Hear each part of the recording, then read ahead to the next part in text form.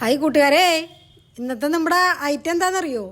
തൊടുകറികളിൽ പ്രധാനിയായ നമ്മുടെ പുളിയിഞ്ചിയാണ് കേട്ടോ. അപ്പോൾ ആ പുളിയിഞ്ചീനെ തൊട്ട് കൂട്ടാൻ ഇഷ്ടമില്ലാത്തവരാരല്ലേ? ആരും തന്നെ ഉണ്ടാവില്ല. അപ്പോൾ നമുക്ക് നമ്മുടെ പുളിയിഞ്ചീനെ എങ്ങനെ ശരിയാക്കണമെന്ന് നോക്കാം. അപ്പോൾ ഞാനിവിടെ ഒരു 100 ഗ്രാം ഇഞ്ചി, 100 ഗ്രാം പച്ചമുളക് ചെറുതായിട്ട് അരിഞ്ഞെടുത്തിട്ടുണ്ട് കേട്ടോ. പിന്നെ ഒരു 350 ഗ്രാം പുളി ഉണ്ടാവും ആണ് എടുത്തിട്ടുള്ളത് കേട്ടോ. പിന്നെ ഒരു 200 വെല്ലം. ഇത്രയും സാധനങ്ങളാണ്. പിന്നെ ഉപ്പ് അങ്ങനത്തെ സാധനങ്ങളൊക്കെ വേറെ കേട്ടോ. അപ്പോൾ അതിനായിട്ട് നമ്മൾ ചെയ്യാൻ പോണത് എന്താണെന്ന് വെച്ചാൽ, ഉരുളി അടുപ്പത്ത് വെച്ചു, എണ്ണ ഒഴിച്ചു, വെളിച്ചെണ്ണ ഒഴിച്ച് അത് നല്ലോണം തിളച്ചപ്പോൾ നമ്മൾ എന്തിട്ടു? കടുകല്ലാട്ട പൊട്ടിക്കുന്ന ആദ്യം നമ്മൾ ഇഞ്ചി, പിന്നെ നമ്മുടെ പച്ചമുളകും ഇഞ്ചി, കുറച്ച് വേപ്പില ഇത് ഇട്ടിട്ട് ഒരുവിധം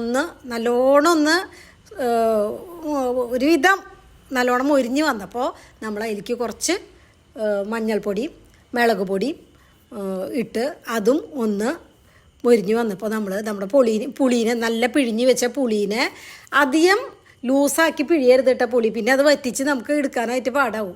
അപ്പോൾ ഇത്തിരി കട്ടിയിൽ തന്നെ പുളി പിഴിഞ്ഞെടുത്തോ. ആ പുളി നമ്മുടെ ഉരുളിയിലേക്ക് അങ്ങോട്ട് ഒഴിച്ചു കൊടുത്ത് നല്ലോണം അങ്ങോട്ട് ഇളക്കി ഒരുവിധം അത് വറ്റി കുറുതായി വന്നപ്പോൾ നമ്മൾ എന്തിട്ട് കൊടുത്തു? നമ്മൾ ബെല്ലം ഇട്ട് കൊടുത്തു കേട്ടോ. ബെല്ലം പൊടിച്ചത് അതിട്ട് കൊടുത്ത് അതും കൂടി നല്ലോണം ഇങ്ങനെ ലൂസായി വറ്റി വന്ന് ഒരുവിധം നല്ലോണം അങ്ങോട്ട് കട്ടി. നിങ്ങൾക്ക് എങ്ങനെ ചിലവർക്ക് താല്പര്യം ഉണ്ടാവുക ലൂസായിട്ട് കഴിക്കാനാവും. അങ്ങനെയുള്ളവരധികം വറ്റിക്കാൻ നിൽക്കണ്ട.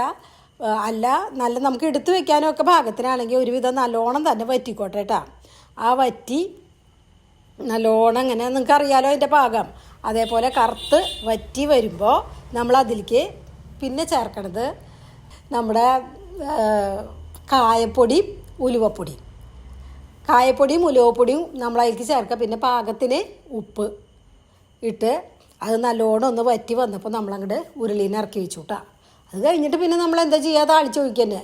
നമ്മുടെ കടുകൊക്കെ പൊട്ടിച്ച് വേപ്പിലയും ചുവന്നമുളകൊക്കെ പൊട്ടിച്ച് നല്ലോണം നമ്മുടെ പുളിയിഞ്ചിയിലേക്ക് അങ്ങോട്ട് ഒഴിച്ച് നമ്മുടെ പുളിയിഞ്ചീനെ അങ്ങോട്ട് നമ്മൾ റെഡിയാക്കി എടുത്തു കേട്ടോ.